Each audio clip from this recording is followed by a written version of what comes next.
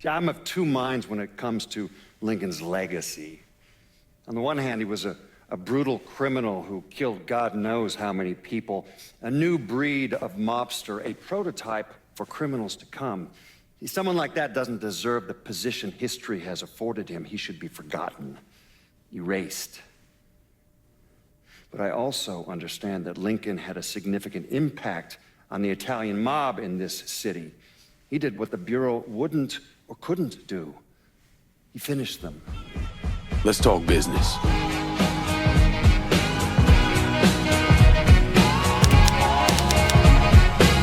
When I think of the video game franchise Mafia, I think of a gangster game with the typical Italian mob vibes, which we already saw in Mafia 1 and 2.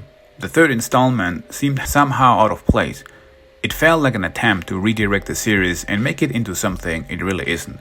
In addition to the 1,000 bugs and glitches the game has, I lost interest and never gave it a chance.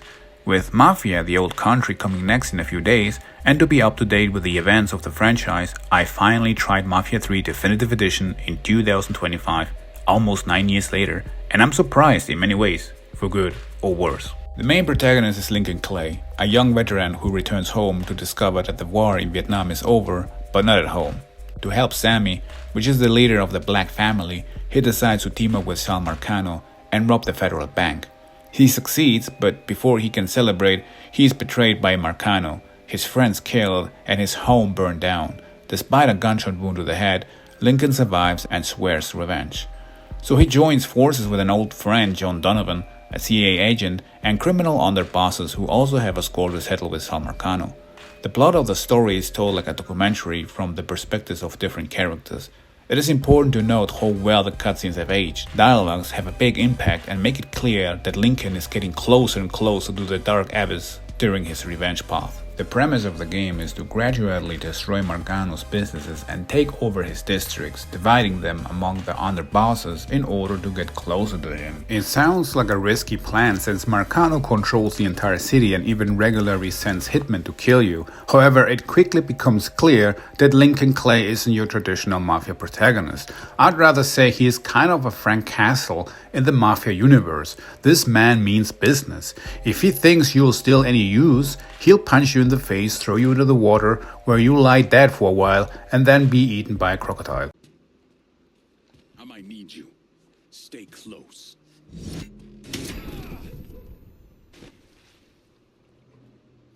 Bro, this guy. I'm sorry. Okay.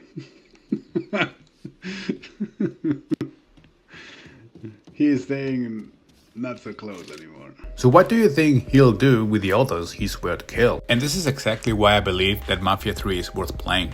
If you're like me, who likes games like The Punisher or 50 Cent Bulletproof on PS2, you're gonna really enjoy the action this game gives you. The satisfying feeling when landing headshots, taking out multiple enemies with bullet time, ramming knives into gangsters, and the brutal instant kills.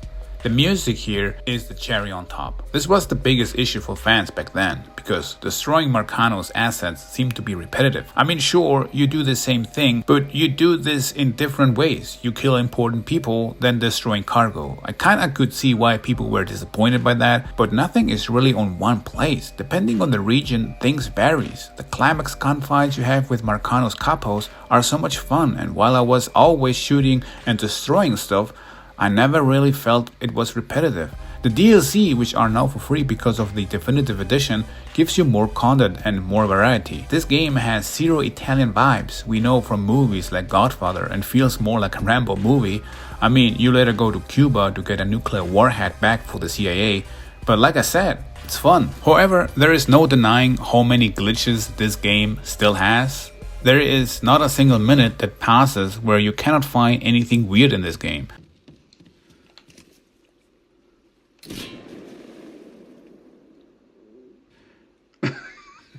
I don't know why, but I expected something else. Like, what the heck? Okay, I guess. This game is crazy, man. Just when you think you have seen all, there's the next bullshit coming. From cars disappearing in the middle of the street, weird AI behavior during gunfights, and the fact that enemies don't react when civilians running away screaming because they saw you killing an enemy before. Constantly reloading your game because apparently every single time you take over a turf, the game glitches into this weird camera angle and gets stuck. There I am.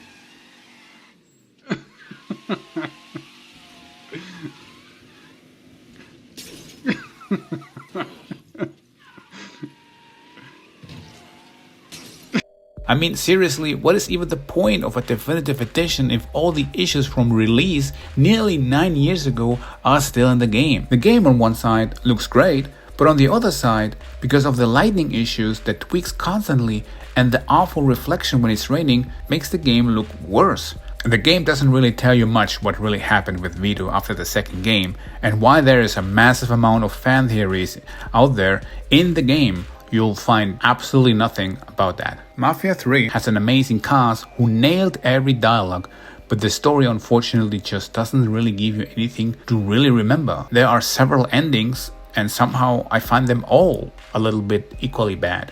Mafia 3 reminds me a little bit of the modern Assassin's Creed game controversy, like Assassin's Creed Odyssey. It's fun, but seemed to be a spin-off than rather a true game to the franchise. Whatever it is, if you can get Mafia 3 for a good price, give it a shot. It's definitely worth playing. It is so much fun. Thank you for watching.